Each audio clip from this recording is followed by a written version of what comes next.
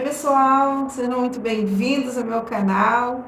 Para quem ainda não me conhece, meu nome é Kátia Rodrigues. Aqui no meu canal eu lanço uma série de vídeos falando sobre testemunhos também.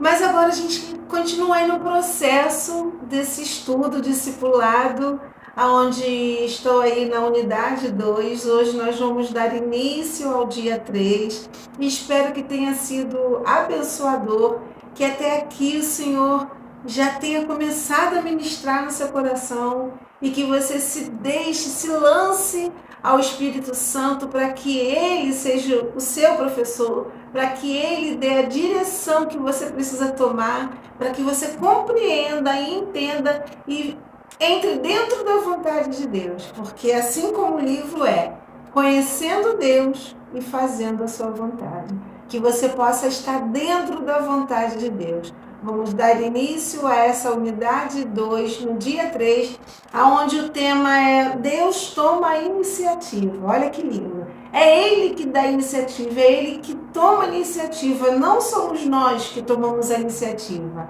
Então, em Filipenses 2:3 diz que porque Deus é o que opera em vós, tanto o querer como o efetuar, segundo a sua boa vontade. Então, nós devemos permitir que Ele nos revele os seus pensamentos. E para isso, você precisa estar com seu coração preparado. Antes mesmo de dar início a esse estudo, eu peço para que você pegue a sua Bíblia, pegue aí o seu caderninho de anotações e antes de dar procedimento, orem ao Espírito Santo, pedindo para que Ele te dê discernimento, sabedoria e compreensão do estudo de hoje e que o Senhor fale diretamente ao seu coração. Um bom estudo e que Deus te abençoe. Bom, pessoal, então vamos lá para mais uma aula de hoje, a unidade 2 do dia 3, onde o tema é Deus toma a iniciativa. Antes que você dê início ao seu estudo de hoje, como eu disse agora para você, separa aí as palavras de Deus, o caderno para você anotar e ora, em nome de Jesus, para que o Espírito Santo de Deus fale ao seu coração, para que você venha entender e compreender o que o Senhor quer falar com você. A iniciativa é de Deus, não sua. A revelação da atuação de Deus é um convite para juntar-se a Ele. A Bíblia inteira mostra que Deus toma a iniciativa. Quando Ele vem ao encontro da pessoa, sempre se revela a si mesmo e também a seus propósitos. A revelação é sempre um convite para a pessoa ajustar a sua vida a Deus. Nenhuma das pessoas que Deus encontrou poderia ser a mesma após o encontro. Elas tiveram de fazer ajustes importantes na vida para poder andar em obediência a Deus.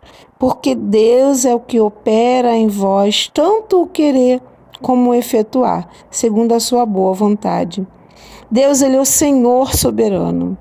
Procuro manter a minha vida centrada nele, porque é Ele quem estabelece o ritmo da minha caminhada. É Ele quem sempre toma a iniciativa de realizar que é de sua vontade. Quando você se coloca a tua vida nas mãos de Deus, até mesmo o desejo de fazer as coisas que lhe agradam surge como iniciativa dele na sua vida. O que geralmente acontece quando vemos a atuação de Deus? Centramos a nossa vida imediatamente em nós mesmos e não em Deus. De alguma forma, nós devemos reorientar a nossa vida para Deus. Precisamos aprender a ver as coisas da perspectiva de Deus. Devemos permitir que Ele desenvolva sua presença em nós. Devemos permitir que Ele nos revele os seus pensamentos. Só então nós poderemos ter uma perspectiva adequada da vida. Se você mantiver a sua vida centrada em Deus, irá imediatamente se alinhar com a atividade de Deus.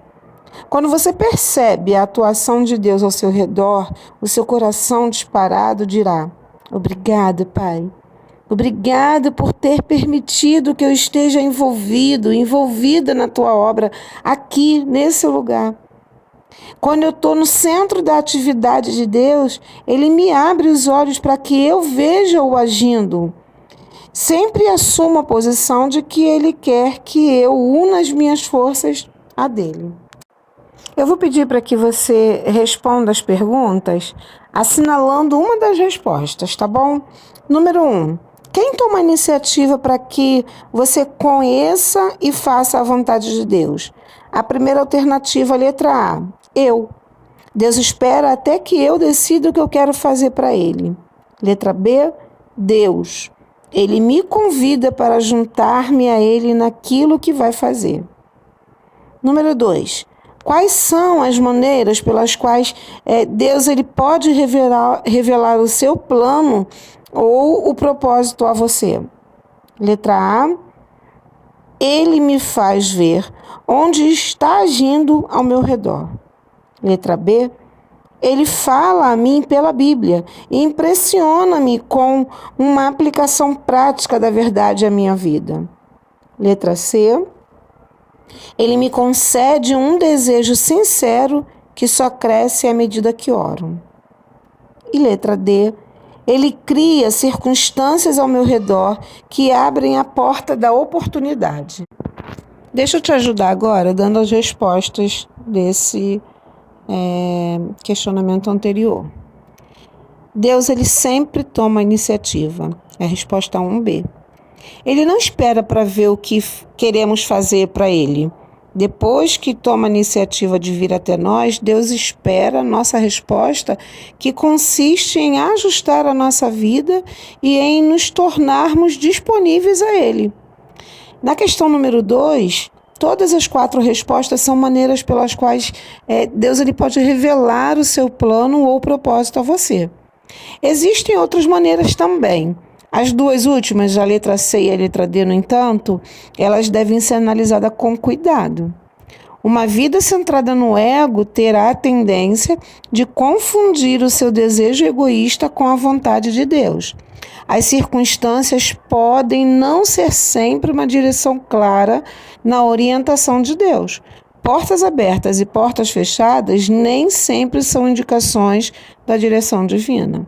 Ao buscar a direção de Deus, certifique-se de que a oração, a Bíblia e as circunstâncias coincidem com o rumo que você percebe que Ele está te indicando, tá bom? É possível que agora você esteja aí pensando o seguinte: isso tudo parece bom, mas preciso de alguma ajuda prática para aprender a aplicar esses conceitos. Em todas as situações, Deus ele exige que você dependa dele e não de um método. O segredo não é um método, e sim um relacionamento com Deus. Eu vou procurar te ajudar com um relato sobre um homem que aprendeu a caminhar com Deus pela oração e pela fé. Vou falar a você sobre a caminhada de fé de George Miller. George Miller ele era um pastor na Inglaterra no século XIX. Ele andava preocupado porque o povo de Deus estava muito desanimado. As pessoas já não esperavam que Deus fizesse algo fora do comum. Não mais confiavam em Deus para atender às orações. A sua fé havia minguado. Deus levou George a orar. As orações de George pediam que Deus o levasse para uma obra que somente poderia ser explicada pelo povo como sendo um ato de Deus. George queria que o povo soubesse que Deus era fiel e respondia às orações. Ele encontrou o versículo 10 de Salmos 81. O mesmo que você leu aí na lição anterior.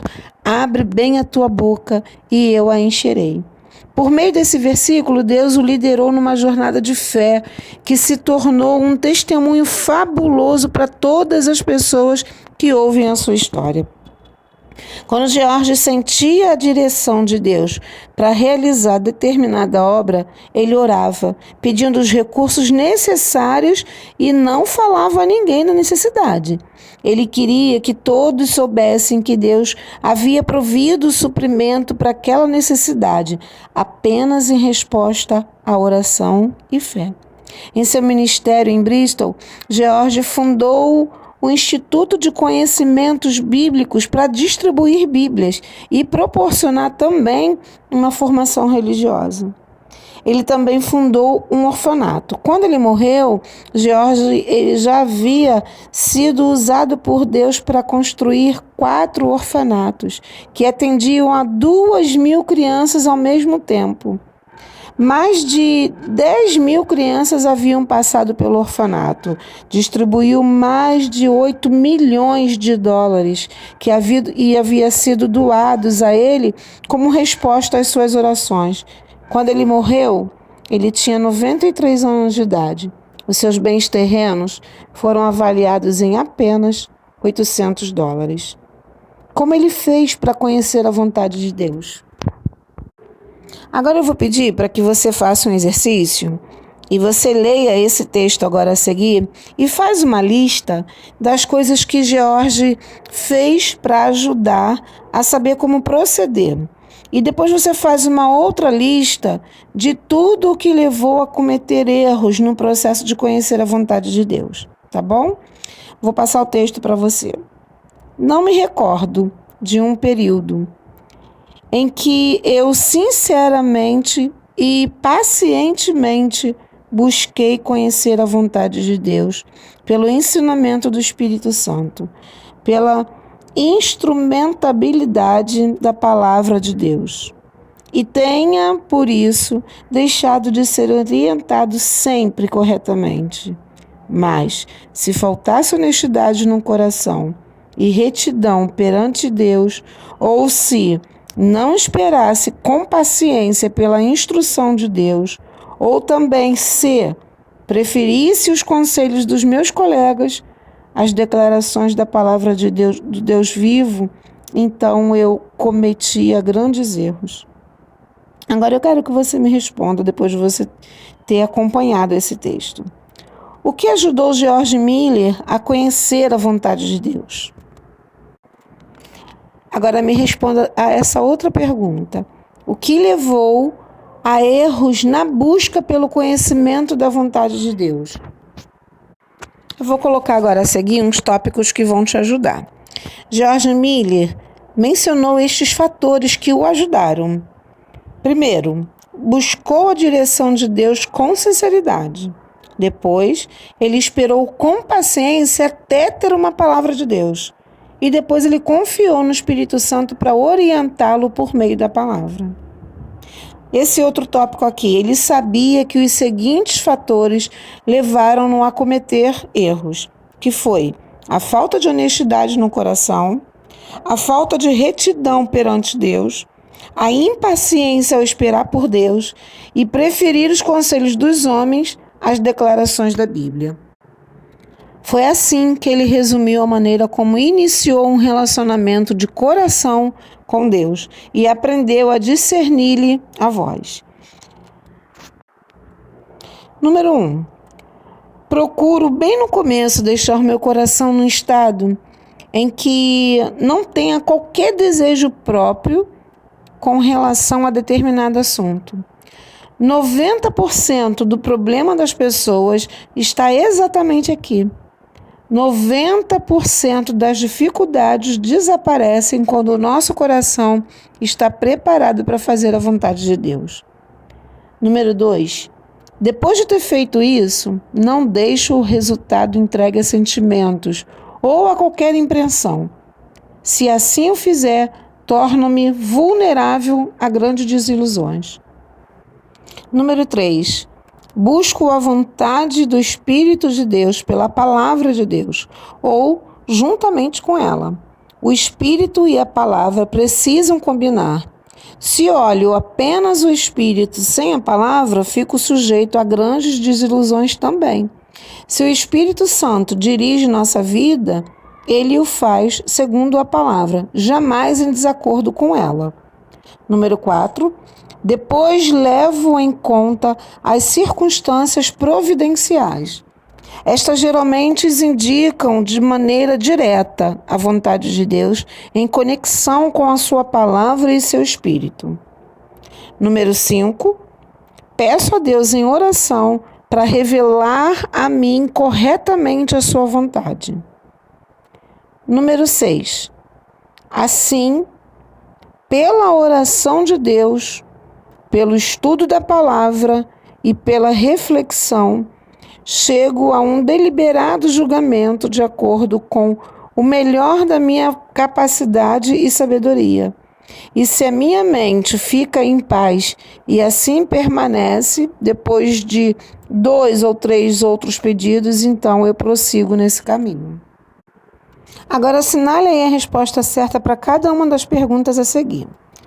Número 1. Como Miller começou sua busca pela vontade de Deus? Letra A. Procurou decidir o que desejava fazer para Deus. Letra B. Procurou certificar-se de que não tinha qualquer desejo próprio. Letra C. Procurou atingir o estágio de só querer a vontade de Deus. E letra D. Respostas B e C. Número 2. O que, segundo Miller, leva a possíveis desilusões ou rumos falsos? Letra A. Basear a decisão apenas em sentimentos. Letra B. Seguir a menor das impressões. Letra C. Olhar apenas para o espírito a fim de definir o rumo. E letra D. Todas as respostas acima. Número 3. Em que pares de fatores Miller buscava uma confirmação? Letra A. Seus desejos e as circunstâncias. Letra B. O espírito e a palavra. Letra C. O conselho dos outros e os seus desejos. Letra D. As circunstâncias e um sentimento de paz. Número 4.